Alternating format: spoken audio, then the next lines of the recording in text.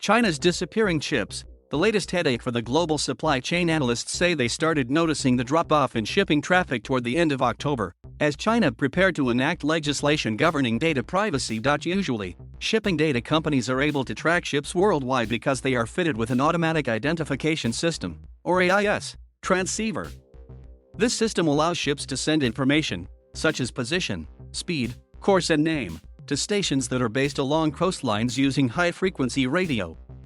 If a ship is out of range of those stations, the information can be exchanged via satellite. But that's not happening in the world's second-largest economy, a critical player in global trade.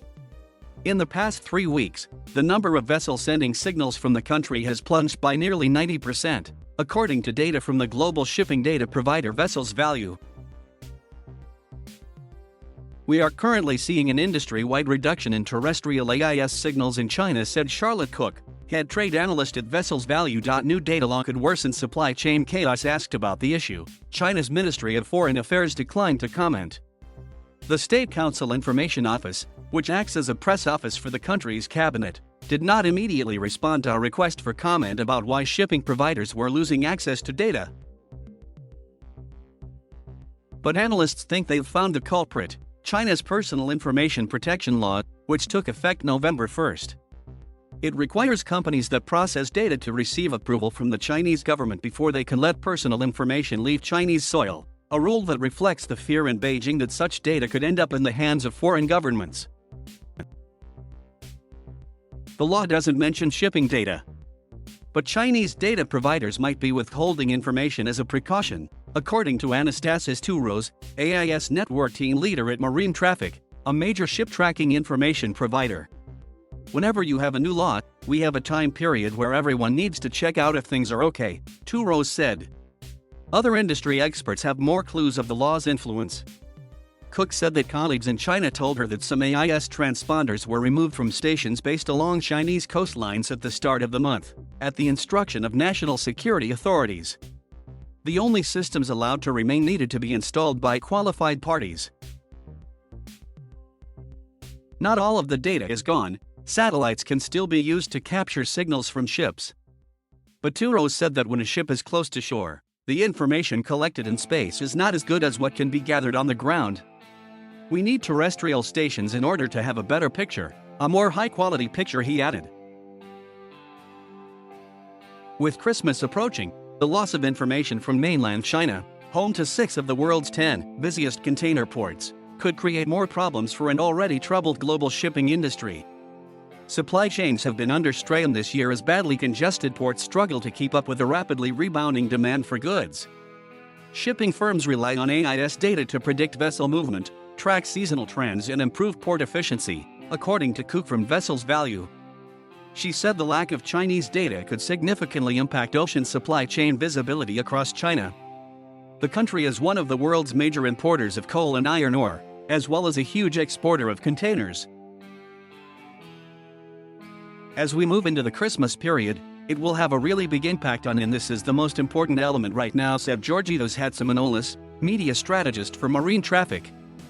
He expects the loss of minute-by-minute ship data from China to have a great impact on the supply chain, since companies may lose crucial information about ship docking, unloading, and leaving times. The global supply chain is already under great stress, he added. It doesn't need another factor to make it more difficult. China's self-isolation, China's desire to retain absolute control over all data and information within its borders isn't surprising, as President Xi Jinping continues to reassert the ruling Communist Party's dominance in every aspect of the economy and society. The country has been pushing for economic self-sufficiency as it faces external threats, such as U.S. sanctions on key technologies. Xi emphasized his self-reliance goals in the years before and during a bitter trade and tech war with former U.S. President Donald Trump. That's the point, for example, of Made in China 2025, an ambitious plan to push China's manufacturing sector into more advanced technological fields.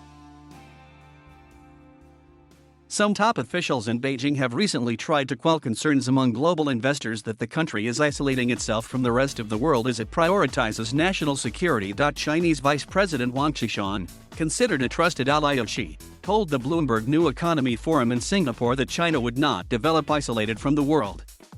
Speaking via video, he also called on countries to keep supply chains stable and smooth.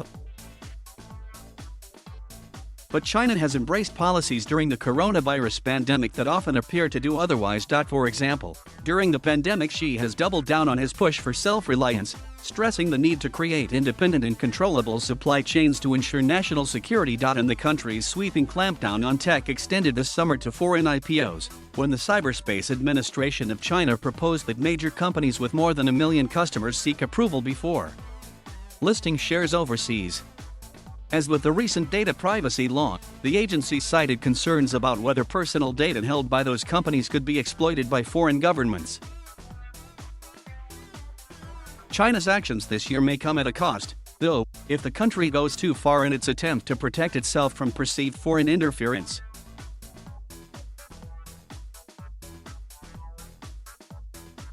Thank you for watching. Please subscribe.